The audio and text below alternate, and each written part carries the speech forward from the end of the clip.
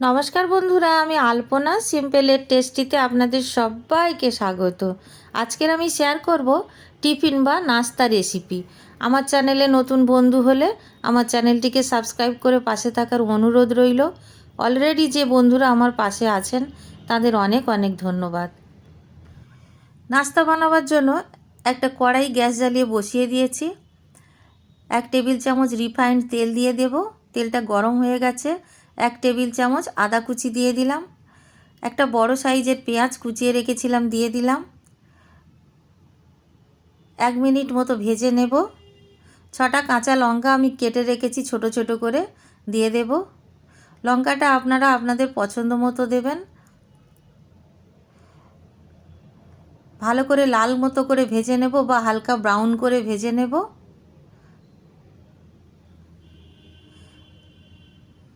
দিয়ে দেব স্বাদ অনুসারে লবণ। হলুদ গুঁড়ো দিয়ে দেব হাফ চামচ। লঙ্কার গুঁড়ো দিয়ে দেব হাফ চামচ। দিয়ে দেব ম্যাগি মশলা, একটা ছোট প্যাকেট পুরোটা দিয়ে দিলাম। 1 চায়ের চামচ মতো থাকে। খুব ভালো করে আবার ভেজে নেব। মশলাটা ভেজে নিয়ে কিছুটা ধনিয়া পাতা কুচিয়ে রেখেছিলাম দিয়ে দিলাম। আপনারা চাইলে এখানে চাট মশলা দিতে পারেন বা গরম মশলাও দিতে পারেন। ধনিয়া পাতাটা দিয়ে একটু নাড়াচাড়া করে আমি এখানে 400 গ্রাম মতো আলু সেদ্ধ করে রেখেছিলাম দিয়ে দিলাম। আলুটা আমি আস্ত খোসা শুদ্ধ সেদ্ধ করেছিলাম, তারপরে আমি খোসাটাকে ছাড়িয়ে রেখে দিয়েছিলাম।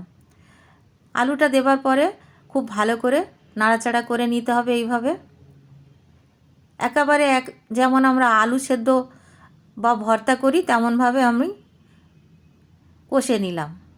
এখন একটি পাত্রে নামিয়ে রেখে দিলাম, ঠান্ডা হতে দেব। ততক্ষণে আমি ব্যাটার তৈরি করব। 1 কাপ আটা নিয়েছি আর 1 কাপ ময়দা নিয়েছি। আপনারা চাইলে শুধু আটা বা শুধু ময়দা দিয়েও করতে পারেন। স্বাদ অনুসারে লবণ দিয়ে দিয়েছি। একটা ডিম দিয়ে দেব। এখন খুব ভালো করে মিশিয়ে নেব। প্রথমে আমি এইভাবে মিশিয়ে নিয়ে একটু একটু করে জল দিয়ে দেব। অল্প অল্প করে জল দিয়ে ব্যাটারটা তৈরি করতে হবে, তা নইলে ডেলা হয়ে যাবে।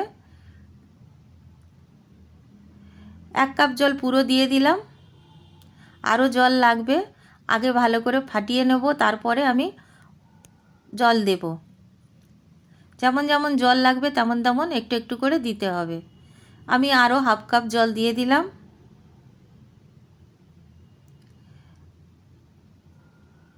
এইভাবে ফেটাতে ফেটাতে একটা স্মুথ ব্যাটার তৈরি হয়ে যাবে।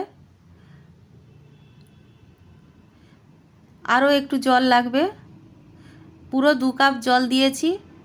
2 কাপ ময়দা আটার জন্য 2 কাপ জল দিলে ঠিকমতো ব্যাটার তৈরি হয়ে যাবে, কিন্তু অল্প অল্প করে দিতে হবে, একসাথে দিলে ডেলা হয়ে যেতে পারে। এই রকম ঘনত্ব থাকবে। দেখুন বন্ধুরা, হাতাটা দেখলেই বুঝতে পারবেন। দেখুন এই রকম স্মুথ হতে হবে, একটুও ডেলা না থাকে। 1 টেবিল চামচ রিফাইন্ড তেল দিয়ে দিলাম। খুব ভালো করে আবার মিশিয়ে নেব। একটা ফ্রাইং প্যান গ্যাসে বসিয়ে দিয়েছি। এখন 1 চায়ের চামচ রিফাইন্ড তেল দিয়ে দিলাম ফ্রাইং প্যানে।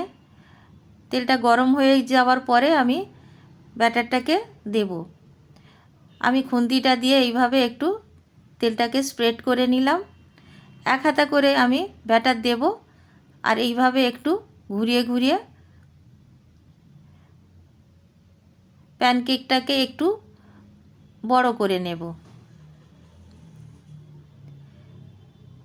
এইভাবে গোলা রুটির মতো করে বানিয়ে নিতে হবে বন্ধুরা, উল্টে পাল্টে। ডিম দেওয়ার কারণে একটু ফুলবে। আর আমি যে আলুর ভর্তা মতো করে রেখেছিলাম সেটাকে এখন কিছুটা দিয়ে দিলাম। এইভাবে দিয়ে রোল মতো বানিয়ে নেব। কত সহজে একটা নাস্তা রেসিপি তৈরি হয়ে যেতে পারে। টিফিনেও নিয়ে যাওয়া যায়, বাড়িতে জলখাবারেও খাওয়া যায়। একটা বানিয়ে নিলাম। এইভাবে আমি সবগুলো বানিয়ে নেব।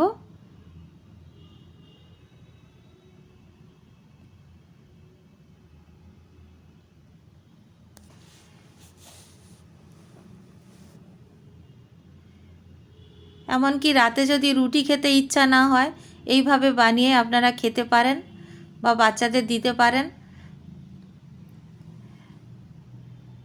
আর একটা বানিয়ে আমি দেখিয়ে দিলাম বন্ধুরা, একইভাবে আমি সবগুলো বানিয়ে নেব। ব্যাটারের মধ্যে একটু রিফাইন্ড তেল দিয়ে দিয়েছিলাম, তাই জন্য বাইরেটা খুব সুন্দর ক্রিস্পি হয়েছে আর ভিতরটা নরম থাকবে, যেহেতু আলুটা ভর্তার মতো করে দেওয়া হয়েছে।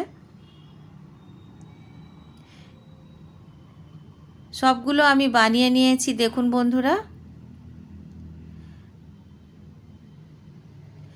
এইভাবে সবগুলো বানিয়ে নিতে হবে। আর আমি অনেকগুলো বানিয়েছি, একটা লাস্টে ছোট হয়েছে। 2 কাপ আমাদের আটা ময়দাতে 10টা হয়েছে। আর আমি একটা কেটে দেখাচ্ছি, আমার লাইটটা একটু খারাপ আছে, সেই জন্য খুব ভালো বোঝা যাচ্ছে না বন্ধুরা। বাড়িতে বানাবেন, কেমন লাগলো কমেন্ট করে জানাবেন। রেসিপি যদি ভালো লাগে লাইক করবেন, শেয়ার করবেন, নতুন বন্ধু হলে সাবস্ক্রাইব করতে ভুলবেন না যেন। আজকের এই পর্যন্ত, দেখা হবে পরের ভিডিও নতুন কোনো রেসিপির সঙ্গে। সুস্থ থাকবেন, ধন্যবাদ, নমস্কার।